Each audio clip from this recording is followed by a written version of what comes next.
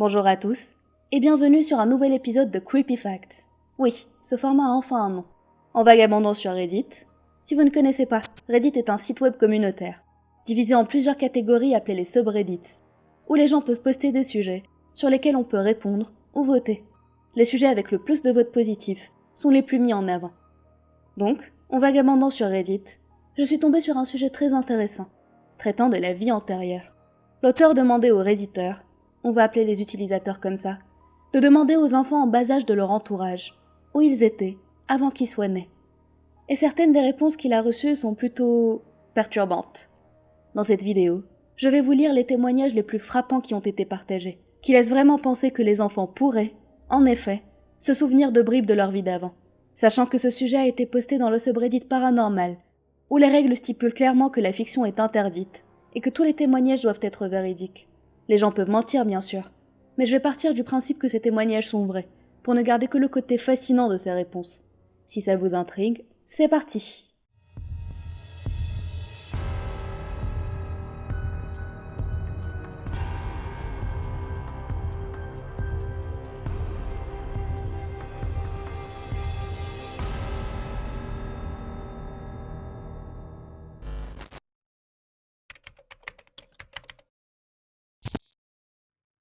J'ai 2 jumelles dizygotes.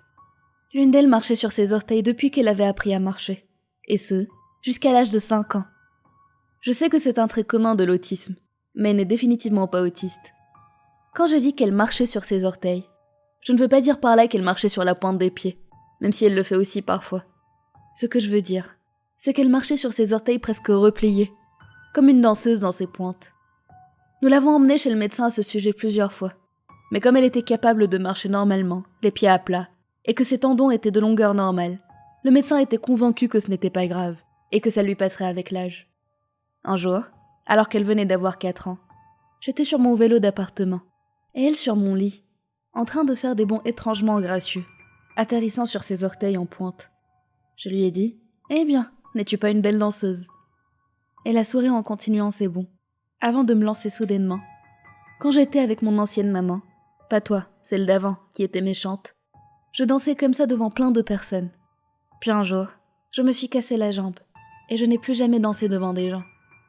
Cette maman était en colère contre moi. Puis j'ai grandi, et je suis devenue une maîtresse. J'apprenais aux gens à danser comme moi. Maman, je t'aime plus que cette autre maman, parce que tu es si gentille, et l'autre était méchante. J'étais vraiment troublée par ces paroles, parce que je pense qu'elle se décrivait elle-même comme une ballerine professionnelle dans une autre vie. Même si à l'époque elle ne savait même pas ce qu'était une ballerine. Nous n'avions jamais eu l'occasion d'aborder le sujet, et elle n'était pas du genre à vouloir prendre des cours de danse. Elle a maintenant 5 ans, et joue au football. Elle a des jambes sérieusement musclées, et c'est la plus rapide de son équipe, parce qu'elle court sur ses orteils, mais elle marche tout à fait normalement. Mon autre fille me dit très souvent qu'elle m'a choisie, à cause de mon comportement avec notre chien. Elle m'a dit qu'elle a vu à quel point j'aimais notre chien, et elle a directement su que je serais une bonne maman pour elle aussi.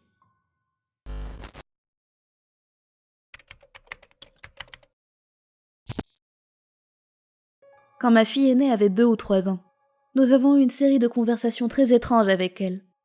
À l'époque, j'étais enceinte de mon 2e enfant, et j'avais fait un rêve dans lequel j'avais appelé le bébé Lorraine. Gardez à l'esprit que je n'avais parlé à personne de ce prénom, mais que j'y pensais. Ma fille est venue me voir pour me dire « N'appelle pas le bébé Lorraine ». Et quand je lui ai demandé pourquoi, elle a simplement dit qu'elle n'aimait pas ce prénom, parce qu'une Lorraine l'avait heurtée avec une voiture, et l'avait tuée. Un autre jour, nous étions en train de faire du shopping quand elle m'a lancé « Tu te souviens de quand tu étais enceinte et que tu m'as perdue ? Eh bien, je suis là maintenant, tu n'as pas besoin de rester triste. » J'avais en effet été enceinte avant elle, mais je suppose que ce n'était pas le bon moment pour moi. À d'autres occasions, elle me disait « Tu te souviens de quand j'étais un garçon, comme papa ?» À chaque fois, j'essayais de creuser en lui posant des questions, mais elle n'ajoutait rien de plus, et se comportait à nouveau comme une fillette normale. Elle parlait aussi constamment de gens qui n'étaient pas là, et beaucoup de choses étranges se sont produites dans la maison dans laquelle nous vivions à l'époque. Mes 2 autres enfants n'ont jamais rien dit de tel.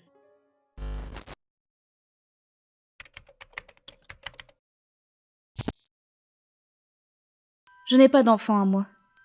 Cependant, ma petite sœur a dit des choses assez étranges quand elle était petite. Depuis le moment où elle a pu parler jusqu'à l'âge de 3 ans environ, elle décrivait, de façon très détaillée, sa propre naissance. Elle se souvenait de tout le scénario de sa naissance, ce qui s'était passé dans les moindres détails, comment elle avait été poussée, etc. Cela avait beaucoup effrayé mes parents. Elle était aussi très autonome pour son âge, et s'occupait d'elle-même en jouant seule dans sa chambre. Quand ma mère l'appelait pour descendre dîner ou autre, elle descendait les escaliers avec désinvolture, un air de dégoût sur son visage, et disait à ma mère en la regardant droit dans les yeux, calme comme tout, « Je n'ai pas à t'écouter, tu n'es pas ma vraie maman est morte. » Et remontait à l'étage comme si de rien n'était. Elle disait aussi parfois, « Quand j'étais mauvaise, j'ai reçu une brique dans la tête. » On lui demandait tout le temps ce qu'elle voulait dire par là, mais elle répondait toujours la même chose. « J'étais méchante, et j'ai reçu une brique dans la tête. » Heureusement, en grandissant, cette attitude étrange a disparu.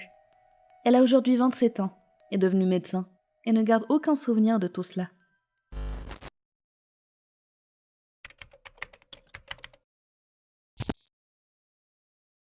Depuis que mon deuxième fils s'est parlé, il a souvent mentionné son autre maman, ou son autre papa, et l'endroit où il habitait avant. Un soir, alors qu'il avait 3 ans, il a fait un cauchemar qui l'a clairement traumatisé. Il m'a raconté qu'il marchait avec son ancienne maman, mais ils sont soudainement tombés d'une falaise. Son autre maman est tombée tout en bas et est morte sur le coup, mais lui a réussi à s'accrocher à un rebord.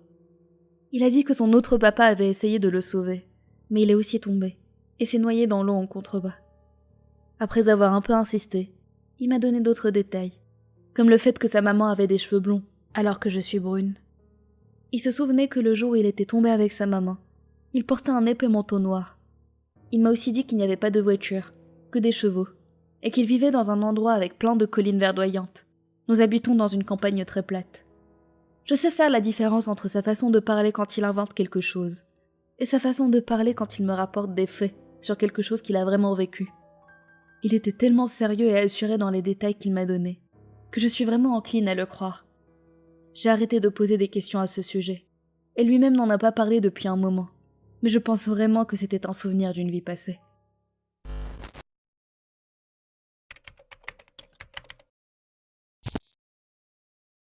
Mon petit garçon de 4 ans est fasciné par les trains et les camions poubelles depuis qu'il est tout petit. Il jouait à côté de moi un jour, pendant que je pliais le linge. Il m'a tout à coup dit « Quand j'étais grand, je conduisais un camion poubelle. » J'ai répondu « Ah oui ?» en souriant, habitué aux choses étranges qu'il disait parfois. Puis il a continué « Oui, quand je vivais dans la grande maison blanche et verte.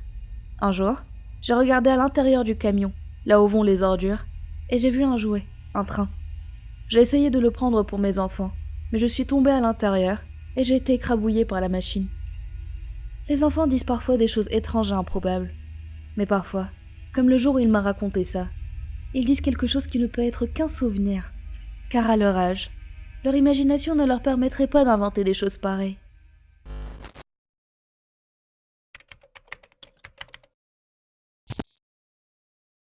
J'ai posé la question à ma fille de 3 ans et 10 mois. Je vais vous refaire le dialogue. Moi. Où étais-tu avant que tu sois née ? Elle. Tu parles de ton ventre ou de l'arbre ? Moi. L'arbre ? Quel arbre ? Elle. Le grand arbre où je t'attendais. J'étais avec toi pendant longtemps. Et puis tu es partie et j'ai commencé à pleurer. Puis je t'ai trouvé à nouveau. Donc l'arbre m'a envoyé dans ton ventre. Moi. Oh, vraiment ? Elle. Tu ne te rappelles pas ? Quand on faisait du camping, c'était là qu'on habitait tout le temps. Puis elle a soupiré d'un air exaspéré avant de conclure. Je n'ai pas le temps de te raconter ça à chaque fois, avant de courir pour aller jouer avec son père et le chien. Ce ne sont là que quelques réponses, tirées des centaines qui ont été postées sur le sujet de base.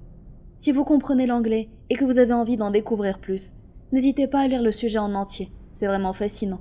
Je vous mettrai le lien en description. Comme vous avez pu le constater, certaines des réponses sont vraiment troublantes, et il est difficile d'imaginer comment des enfants en si bas âge puissent avoir des souvenirs aussi vivides de choses qu'ils ne sont même pas supposés connaître.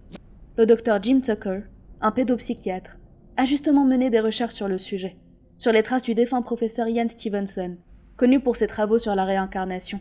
Son livre, Histoire extraordinaire, des enfants se souviennent de leur vie antérieure, regroupe ses études, son analyse et ses cas les plus intéressants. Si vous voulez approfondir le sujet et vous faire votre propre opinion de ce qui pourrait éventuellement nous attendre après la mort, je vous le conseille. Voilà, C'est la fin de cette vidéo, j'espère qu'elle vous a plu. N'hésitez pas à me dire en commentaire ce que vous avez pensé de ces témoignages, et si vous croyez aux vies antérieures, ou à une potentielle vie après la mort. Votre avis m'intéresse beaucoup. Et si vous avez des enfants en bas âge dans votre entourage, n'hésitez pas à leur poser la même question, et à me dire ce qu'ils ont répondu. À bientôt!